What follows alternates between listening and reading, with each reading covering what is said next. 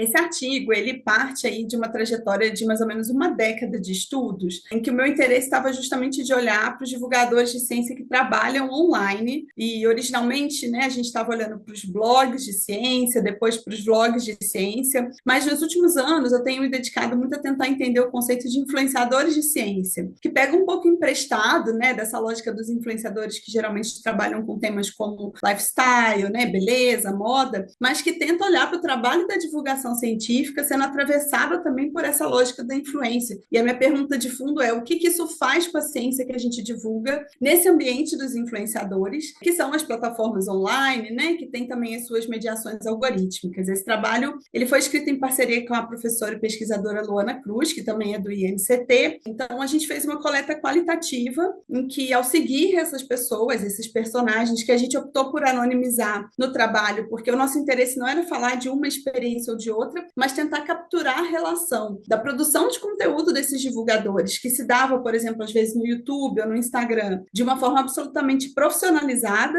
mas que em outros espaços, como no Twitter, agora o X, né, o X, onde a gente fez a nossa coleta, havia um senso de bastidores que era compartilhado por essas figuras, né? E nessa proposta ali de um desabafo num espaço que não necessariamente estava sendo o espaço da produção de conteúdo sobre ciência, redes afetivas que se dão ali também, a gente começou a perceber que muitos desses divulgadores de ciência começavam a dar indícios de como que a plataforma, as políticas de governança, as mudanças nas lógicas algorítmicas desses espaços atravessavam o fazer da divulgação científica deles também. Então, a gente, né, abre essa hipótese de que, mais do que divulgadores de ciência ou influenciadores de ciência, esses divulgadores também se tornam trabalhadores de plataforma, que é um termo, um conceito que, em geral, a gente associa com mais facilidade no senso comum ao motorista de Uber, né, o entregador do iFood, de algumas plataformas de trabalho que estão intermediando aí essa lógica de prestação de serviço, né, mas que também apresenta características quando a gente olha para o trabalho desses divulgadores de ciência que estão trabalhando online. Um exemplo interessante que chama atenção dentro da coleta que a gente fez aí para esse artigo é ainda da época da pandemia, né, diante daquela infodemia, né, do excesso também de informação e desinformação sobre o que era a Covid-19, como se proteger do vírus. Algumas plataformas como o YouTube tomaram a decisão de não monetizar vídeos que estavam sendo produzidos dentro dessa lógica dos temas relacionados ao coronavírus, né? E isso no Twitter gerou um debate ali entre alguns divulgadores de ciência que ora defendiam a atitude da plataforma de realmente não remunerar, porque, enfim, muita coisa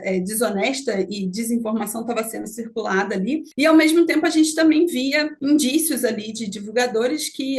numa perspectiva contrária, sentiam que era necessário remunerar, sim, ou seja, monetizar a partir das diretrizes ali de funcionamento da plataforma, o conteúdo que estava sendo devidamente circulado em torno da importância das medidas de prevenção, do distanciamento social e, posteriormente, da vacina, né? E fica um dilema, né? Se você continua dando visibilidade, né? Se o algoritmo dessas plataformas continua dando visibilidade para esses conteúdos, pode ser difícil depois separar o joio do trigo, principalmente para uma pessoa que não tem um conhecimento especializado e está em busca ali de se informar melhor sobre o que ela deve fazer, enfim, que decisão tomar para lidar com aquele cenário de crise, né, ou de dúvida em relação à informação de ciência, saúde e tecnologia. Exemplo interessante também que a gente pode citar, que está lá no artigo, diz respeito à mudança da política do Instagram em relação a como que a timeline de conteúdos iria passar a aparecer para os usuários, né? Que foi quando eles mudaram a lógica de um feed cronológico para um feed guiado ali por uma outra lógica algorítmica. E aí a gente tem na coleta divulgadores de ciência reclamando de uma certa bagunça, tanto da relação deles como usuários, consumidores de informação, né, de você não conseguir mais identificar a ordem ou quando aquela postagem foi feita, enfim, e também uma certa redundância de conteúdos, né, que já não obedeciam mais uma ordem de quanto o que veio primeiro e o que veio depois,